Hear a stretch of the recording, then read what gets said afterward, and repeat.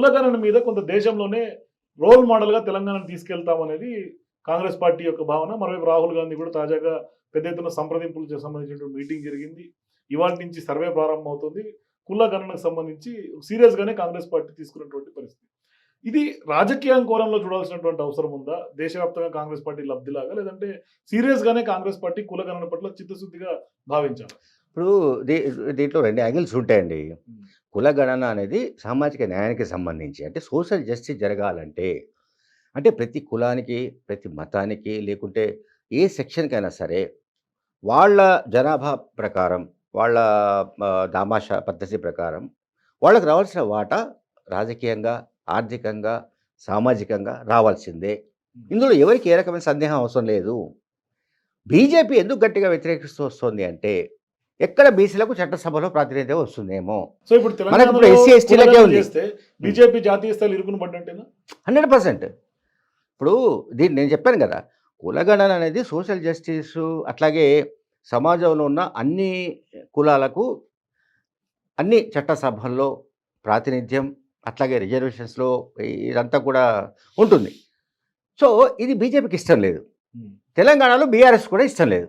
ఎందుకు? బీసీలకు ఇప్పటిదాకా మనకు తెలిసినంత వరకు రాజేష్, ఇప్పుడు ఎస్సీ, ఎస్టీలకు ఎమ్మెల్యేల్లో, ఎంపీలలో ఈ ఎన్నికల్లో వీళ్ళకి కింది నుంచి పైదాకా ఎంపీల దాకా రిజర్వేషన్స్ ఉన్నాయి. హ్మ్.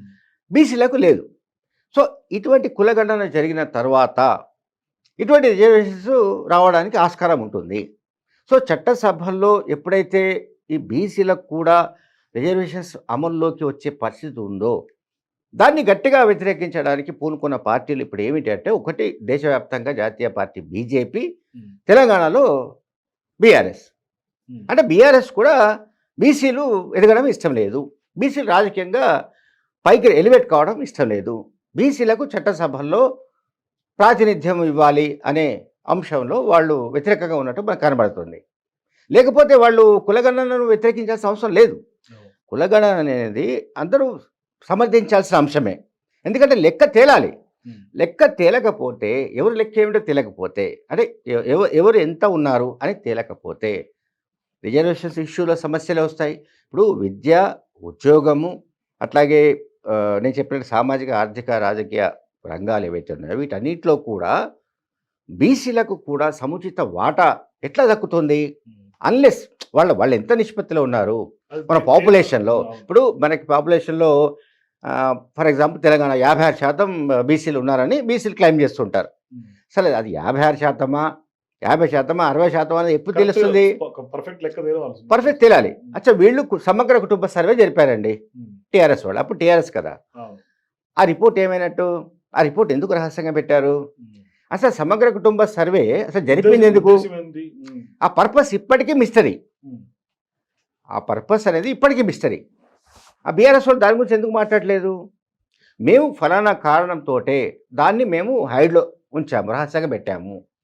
మేము దాన్ని బయటకు విడుదల చేయదలుచుకోలేదు. ఇప్పుడు రేవంత్ రెడ్డి గవర్నమెంట్ ఏం చెప్తోంది? ఇది మేము పబ్లిక్ డొమైన్‌లో పెడతాము. అంటే ట్రాన్స్‌పరెన్సీగా ఉంటుంది. ఏ క్యాస్ట్, ఏ జిల్లా, ఏ మండలం, ఎంత, ఏమిటి అనేది. సో, నేనేమంటున్నా అంటే కులగణన అనే ఒక కార్యక్రమము ఖచ్చితంగా పొలిటికల్‌గా కాంగ్రెస్ పార్టీకి లాభం. చాలా పెద్ద మైలేజ్ ఇచ్చే అవకాశాలున్నాయి.